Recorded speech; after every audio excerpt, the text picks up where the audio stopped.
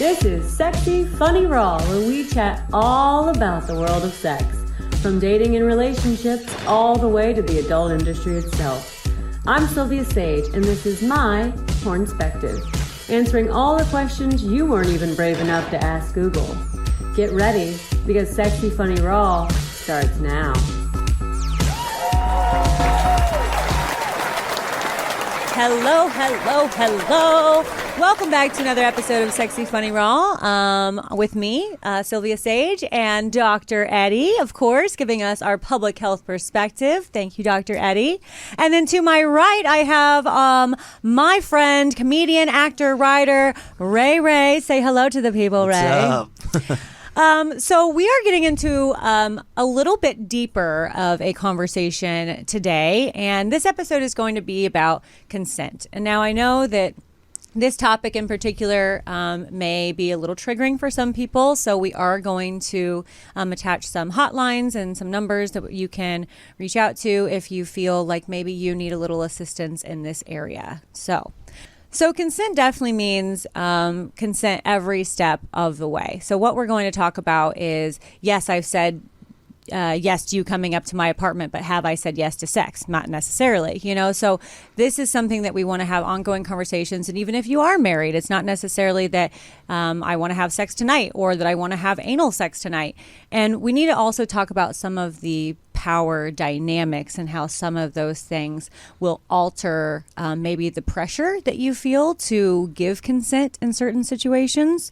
It's not something that you just get, I agree. I think those are really great points. I think we have to consider consent an ongoing process, and it's not something that we just give a blanket statement about. And that's where things get muddled up, right?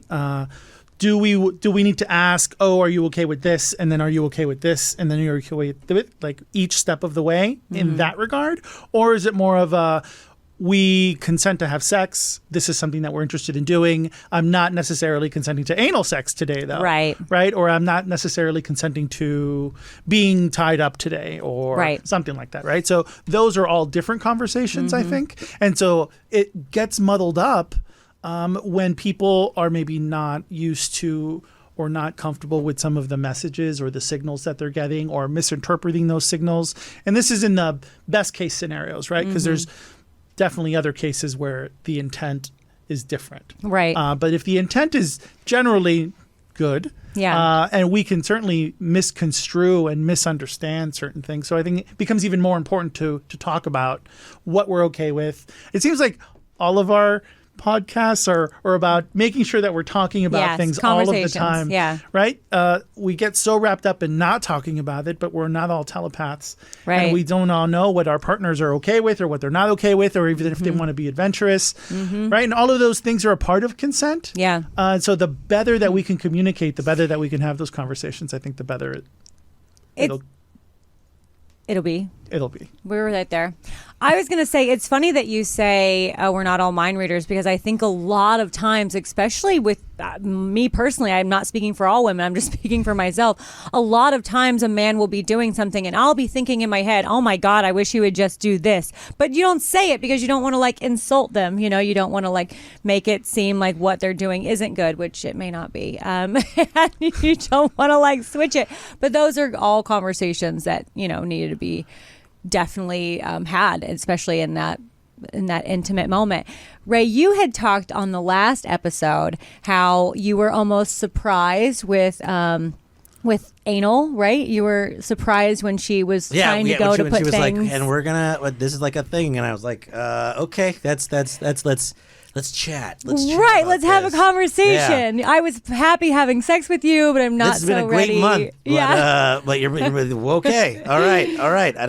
And then you have that talk, and she's playing double dutch. Am I going? Am I going? Am I going? And it's you can feel him getting closer and closer to your butthole. Yeah, and then you're wiggling. You're like, okay, I got it. And then because it just starts with playful like other stuff. Yeah. That's actually like the first time that a girl that I dated, and we had been together on and off for like 2 or 3 years. That was like the craziest sexual relationship I've ever been with. Oh, nice. It was amazing. Yeah. But the only thing that kept us together was sex. The sex. And Yeah. she like for the longest time wanted to have anal sex. It never told me that. Oh. Like ever until like we had finally broken up, and then it was like one of the last times we ever slept together.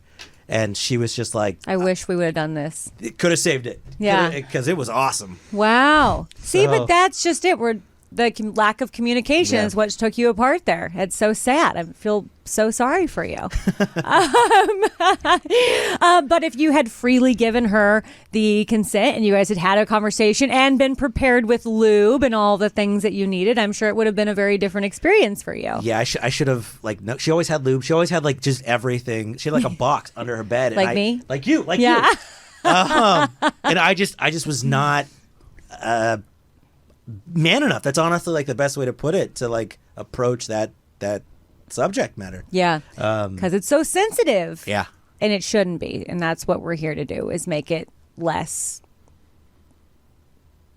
uncomfortable for everybody. Yeah.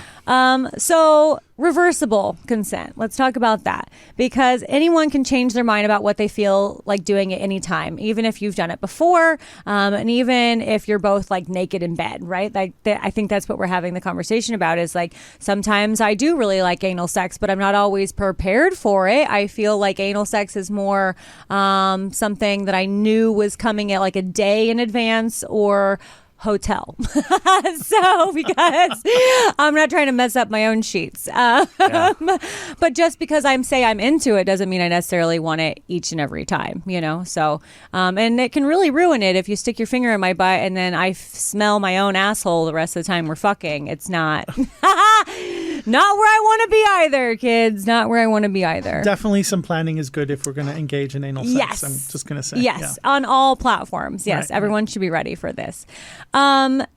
So also it needs to be an enthusiastic, right? Yes, it doesn't need to be like maybe, if like he wants to do that, I would do it. You need to be like really wanting to do this thing with them, and you shouldn't ever feel pressured into anything with sex. I feel like that was a big thing for me when I was like a teenager and in my early 20s, especially like even if a man would take me to dinner, I felt like I owed him some sexual prowess in some way, whether that was sucking his dick or going to bed with him. I felt like it was owed. It was a thing that I needed to give as a part of being a part of this date and being taken out and wound, So, yeah, be excited about the thing you want to do, or just don't do it. You can always say no, walk away. That's where it does get challenging, right? Because not everybody has the opportunity or the power in whatever relationship they're in to say no, right? So let's say you were going out to dinner with someone, but then you were in their car or in their apartment and you didn't have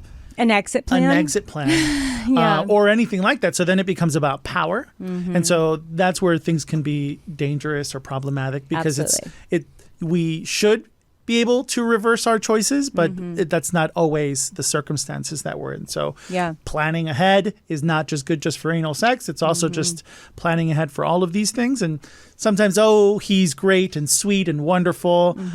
He would never do something like that. And then as a result, there's no exit strategy. Or also in the aspect of like the husband making all the money and the wife being an at-home wife, like she would feel like the added pressure that's like a part of her job as a wife, is to like keep her man happy and maybe doing it just as a doing it. I wonder, when I read this, my mind immediately went to Donald Trump and Melania, because I'm like, I just feel like she's a contracted in wife, and I feel like there is a lot of like contracted in relationships. And in that case, is it kind of like what was that movie, 40 Shades of Grey? Is that the name of it? 30 Shades of Grey, 40 Shades of Grey? Something like that. Where the guy, 50 Shades, that's it. I'm like 40, 50, who knows? Where the guy does put it in a contract of like how much sex they're going to have to be having, like, is that like a thing? Is like contractual sex a thing? I certainly can't speak to the Trumps. Well, not specifically. Yeah. And I wouldn't want to even go down that route. Okay. Only because every relationship is different. So and different. unique, yeah. And who knows, right? And so good for them. However, the contractually obligated, there's a lot of like history of the man's role and the woman's role and all of those like old social understandings of what was okay in the past. And that's really changed with feminism, and women are more empowered, and women are often more educated now, making more money. And that creates its own kind of debacle when it comes to men and masculinities and stuff like that. But contractually, I don't know if that exists that much. No. Right? So that movie was like, it pulled out a few like racy ideas. Okay. And it was pretty vanilla for its raciness, I'd say. Right. Right? But that was exciting to a specific demographic. Right. And all of those things are wonderful because it gets people to explore. And open and think about different things. I know on Netflix there was like how to create a your own sex room. And I was like, how amazing that this is on Netflix. Yes. And so things are changing in the progressive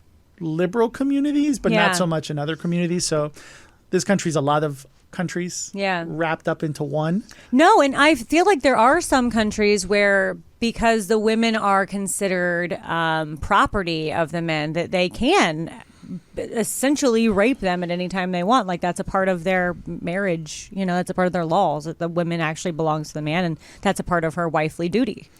There's also a lot of ways, and I know that we've talked about this a really, really long time ago, but how to control women's bodies by female circumcision and female genital mutilation as a way to control women's bodies and their sexual behavior. And all of these things are pretty wrapped up in like control of women. Yeah. And there's clearly a long history of control of women. Yeah. And that's still happening today now with Roe v. Wade again and all of that stuff. So I think all of this is tied together, and it becomes an issue where if we're talking about consent, can we consent to control our own bodies as well? Right. Yes. Right. So that theoretically should extend that way, but it doesn't in the United States at this moment in time. Right. And so these are bigger, different conversations, but they're all kind of wrapped in together where it creates like this messy area of, who's controlling what, who has the power where, right?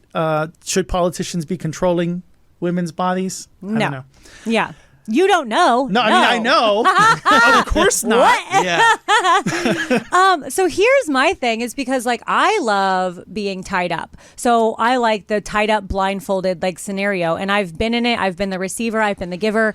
And I think in that case, you almost kind of give a little like freedom to the other person, and you're like, do the things that you want to do, and like, I trust you in this moment. And I think it would be the same thing of like, we're talking about that sex room.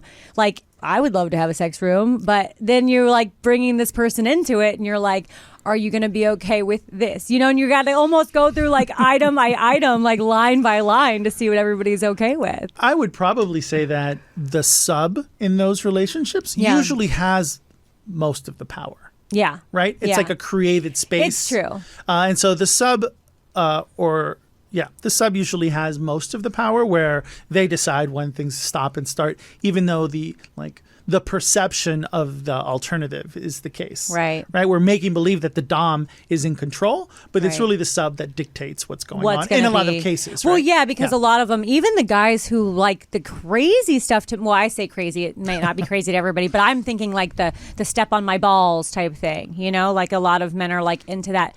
A woman being super dominant and just like stepping on ball sacks with heels. And I'm like, that is terrifying to me. But these men are specifically asking for it. I'm walking in there like if you had like a sex room, I'm pointing out good, no, good. You know what I mean? I'm like at Sephora, just like yes, no, yes. Like that's how I would be particular.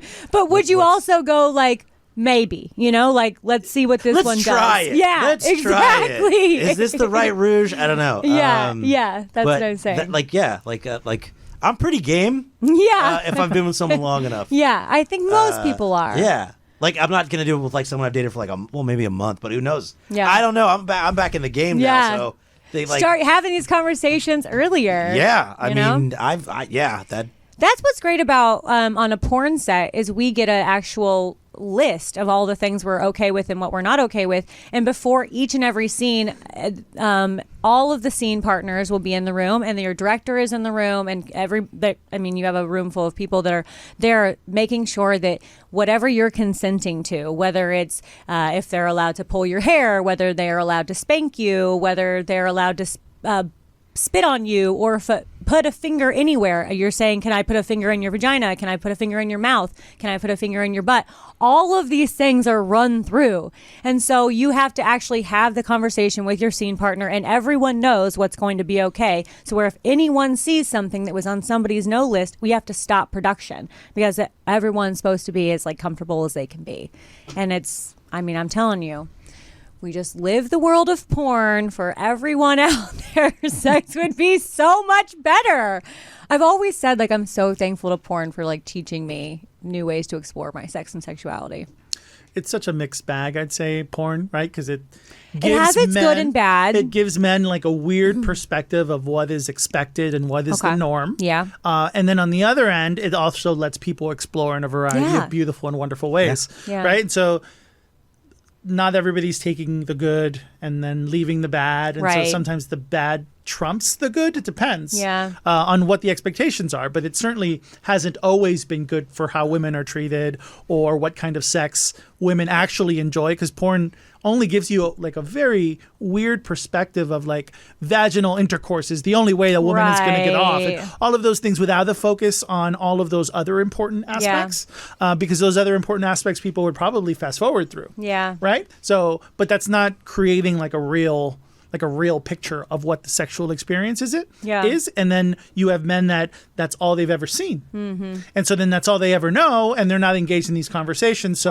clitoral stimulation doesn't even come into the equation. Right. That's why I think it's like important for like couples to actually watch porn together. I was about to say the same thing. Yeah. Have you watched porn with partners? I have. And there were moments where like my partner would be like, we should try that. Yes. And I'm like, yes, we should. Yeah. We should. Yeah. Even if it's just a position. That you've never tried.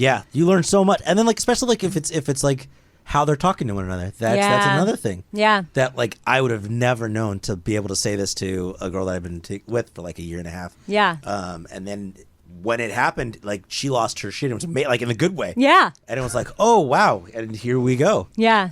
So obviously the opposite side of consent is going to be sexual assault, a very real thing.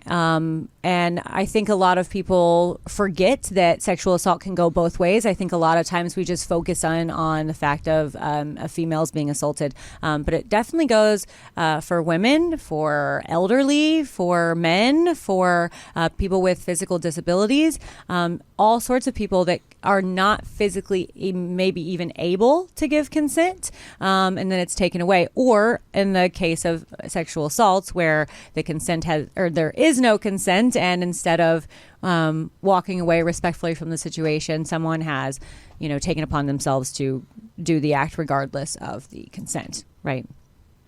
Definitely. I'd say, I'd add to that as well that sexual assault is not just engaging in intercourse per se, right? And so we have a lot of laws in the U.S. that restrict, let's say, the definition of rape by the insertion of a penis into a woman or something like that. And so that type of very specific language sometimes leaves out groping, verbal sexual assault, all of these things that still classify as sexual assault, but becomes difficult if we're talking about the legality of pursuing those kinds of things. Right. And so there's a lot more to it than just penis inside of person. Oh, absolutely. Per se. And so all of that is kind of wrapped together in sexual assault. But especially in the past few years, we've seen so much of it in the news. Mm-hmm. There's just been famous celebrities going to prison or losing their jobs and all of that stuff because of instances where power dynamics were out of skew, and that switched over into sexual assault. Whether they considered it or not is not the problem. Right. It's the victim that considered it. And so then that becomes a confusing place for some people, I think. And so I think we need to kind of unpack that a little bit more. Well, definitely. I mean, we discussed before the show started. I'm a victim of sexual assault myself, and I was sexually assaulted as a child, and my abuser was much older. And I did feel for years so much shame around the fact that I allowed this to happen and that I hadn't come forward with it. It wasn't until I was in my 30s and the Me Too movement really came to fruition that I was like, oh my God, I have to like tell my truth and tell what my story was. And then I also found out he had more victims. When I came forward, I found out more victims I didn't know along the way. I had known some other victims from the past, but I learned more victims once I came forward with the story. And none of us had said anything. And I think that's a big part of it, especially when sexual assault happens when you're young, is there's so much shame and so much guilt around it. You feel so guilty that you have let this happen to you, that you just hold it with you until you're in your 30s or 40s or whatever. And it's like coming to light at that point, but it's already done the emotional damage at that point. My assaulter was big on telling me how, worthless I was and how no one would ever want me. And so him wanting me felt almost nice, and so it was like, oh, well, nobody else wants me. I'm learning this, but he does. So this is my assaulter, who is almost like brainwashed you in that way. And I think that can happen a lot, especially with the power dynamics, whether it be the priest, and the child, or whether it be a teacher and a student, or boss scenario to, his employee, and feeling like if I don't do these things, I don't get it. Or when the Me Too movement came out and it's all these actresses, feeling like they have to do these things for these disgusting men to get the roles that they want, to get ahead to where they need to be. So, yeah, just a whole can there to explore. Dr. Eddie? I know there's at universities we have like unspoken rules as well. So I always have during office hours, I always leave my office door open, regardless of what student's in there, male, female, trans, it doesn't matter. I always like leaving doors wide open because sometimes closing the door can make people feel like they're trapped and stuff like that. So that, I would imagine, should extend to a lot of other environments. But in the professor role, there is a skewed power dynamic, and you have to be extra conscious and careful of those kinds of things, because there has been a long history of horrible things happening, not just there, but in medicine. But it's also kind of like sexualized, especially professor, student, in porn, how often have I been a professor or a teacher or a student, and I'm having sex with the opposite, where I've been an employer or a doctor having sex with my patient. Like it is very like glorified to have these things happening. So it doesn't necessarily sometimes feel like a power dynamic. I think sometimes too, maybe the college student is coming on to the professor, and now maybe that's a weird dynamic shift for the professor to be being aggressed like this. I don't know. And I wonder too if that doesn't make you feel this weird desired, if a student is coming on to you. I don't think so. Well, I don't like that specific age group, right? So I liked that age group when I was like 18. Right. So I always liked a few years older, so 22, 23, but now I like a few years older than me now. Right. So in your 40s, like I like adults. Right. Not that 22 is not an adult, but it's totally different. It is different. And so like that's not something. Have a 401k. Yes. It's a little different. 20s was awesome. 30s was great. Now 40s are fine. I like 40s. Yeah. But I also like people in their 40s. Yes. Right? Yes. They're very different. Yeah. So those kinds of interactions, they certainly can occur and do occur, and maybe occur to other people more than me, whatever the case may be. But people are pretty conscious of it, especially academics in those kind of environments. The physicians I work with are also pretty conscious of those power dynamics. And so there's a lot of doctors fucking nurses, though. That's only on TV. I worked in hospitals. It's usually on my phone, but not so much TV. I worked in medicine and I had sex with my doctors, so I'm just saying. It Really? happens. Yeah. Oh, that's right. Yeah, okay. I might see that. Yeah, I worked in hospitals for like almost a decade before I made the switch to a new life. But yeah. This is one we want to talk about. I want to talk about privilege. So a lot of times too, that can be dynamic, like the white cis male, especially if he is financially well off, almost feels like, especially an obligation if maybe it's like an escort type of situation, and he feels like because he's purchased this person that he owns them and gets to do whatever, and that he is calling the shots in this situation, which can get also very sticky because currently, especially in the U.S., escorting is illegal. So there's no safety protocols in there for, the woman in the scenario or the man in the scenario. There's definitely male escorts to own their power in that situation, Absolutely. And so I've done quite a bit of research with male sex workers in the past in New Orleans and stuff like that. And so creating environments where the rules are kind of upfront is something that I came across a lot with some of the people I was working with. And so like the rules and the specifics and like the very detailed specifics of what's going to happen, when it's going to happen, where it's going to happen, all kind of are upfront. It's almost like a verbal contract. However, if you're going to people's hotel rooms and stuff like that, all of a sudden you could be trapped. But then on the reverse, some people were victimized by street workers and stuff like that too, right? So it's a kind of a dangerous environment for people. Yeah. And so you have to be extra careful. Escorts is a little bit different than street workers and all that stuff. So it really depends because there is a hierarchy amongst sex workers.